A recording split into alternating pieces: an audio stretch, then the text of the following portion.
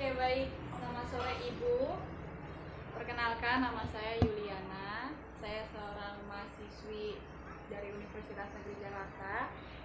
Ingin sedikit bertanya-tanya tentang kondisi belajar mengajar selama pandemi saat ini. Sebelum itu, boleh saya tahu nama, umur, dan Ibu mengajar di mana, serta di tingkat apa? Perkenalkan, nama saya Reta Pakpahan, umur 30 tahun. Saya mengajar di SD sebagai guru agama di sebuah sekolah Bintang Timur. Oke. Sudah berapa lama Ibu mengajar? Kurang lebih 1 tahun. Oke. Menjadi masih tergolong baru ya, Bu? Iya, masih. Oke.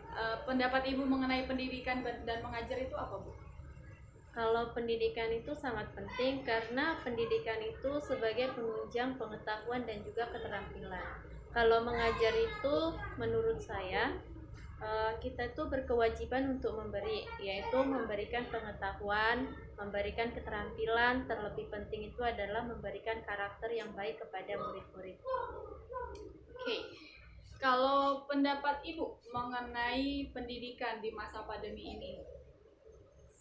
Pendapat saya mengenai pendidikan masa pandemi COVID-19 ini sebenarnya sama aja. Yang membedakan itu ialah masa pandemi ini kita dianjurkan pemerintah untuk belajar di rumah saja, di mana kita memberikan tugas melalui online.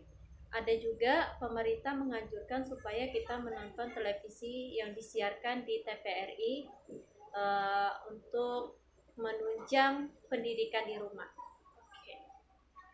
Kalau kebijakan dari Sekolah Bintang Timur sendiri, apakah ada perbedaan dari pemerintah selama pembelajaran jarak jauh ini, Bu? Perbedaannya tidak ada, sama saja. Kira-kira sistem yang Ibu gunakan untuk mengajar selama pandemi ini apa, Bu? Kalau sistem yang saya gunakan, kadang-kadang menggunakan Zoom, kadang-kadang juga menggunakan Google. Kalau caranya sendiri, cara Ibu mengajar selama pandemi ini seperti apa, Bu? Cara saya mengajar di masa pandemi ini, yang pertama itu mengirimkan tugas melalui online, serta menanyakan kabar mereka, kadang-kadang via WA, ya, kadang-kadang melalui via WA, dan juga kadang-kadang melalui via Zoom ataupun Google Meet. Oke. Ketika Ibu menanyakan kabar atau Ibu mengajar, kira-kira ya respon dari murid-murid yang Ibu lihat seperti apa, Bu? Respon mereka itu katanya lebih senang untuk belajar di sekolah, karena kalau di sekolah kita bisa bertatapan langsung dengan guru-guru, belajar langsung dengan guru-guru, dan juga anak-anak banyak temannya. Kalau di rumah kan mereka suka bosan. Nah, kalau kesulitannya sendiri seperti apa, Bu, yang Ibu rasakan selama mengajar di pandemi saat ini? Kesulitannya sih banyak ya, ketika kita memberikan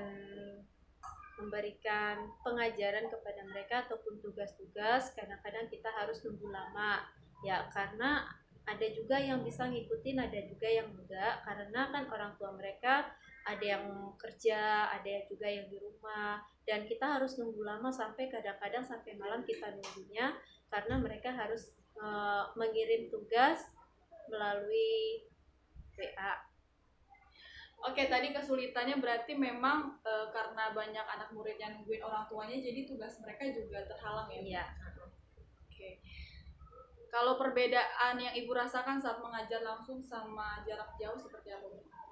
Perbedaannya itu sangat jauh ya.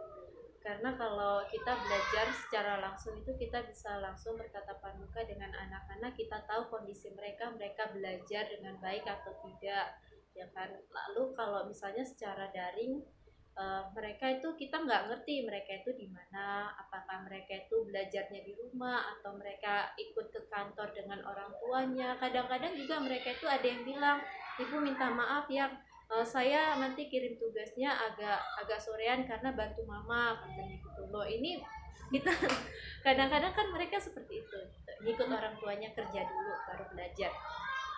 Kalau kejadiannya seperti itu berarti pihak sekolah nunggu ya, Bu? Iya, harus tunggu. Oh, wow, enak juga ya. Iya. Oke, selanjutnya ada nggak sih nilai positif dan negatifnya saat Ibu mengajar jarak jauh ini? Iya. Kalau nilai positifnya itu kita bisa melatih anak-anak itu melatih inovasi dan juga kreativitas siswa di waktu belajar daring di rumah. Kalau nilai negatifnya ya itu tadi kesulitannya, kita ngasih tugas lalu kadang-kadang tugas itu mereka masih ngerjain itu harus sudah diganti, terus mereka kadang-kadang kita harus menunggu lama sampai malam mereka baru mengirimkan tugas. Kadang-kadang kita online mereka offline, kita offline mereka online gitu. Ya bisa ya. Oke, kesan dan pesan yang Ibu mau sampaikan untuk kita baik para guru maupun siswa selama pembelajaran jarak jauh ini. Kalau kesannya adalah pembelajaran secara daring itu nggak semudah yang kita bayangkan.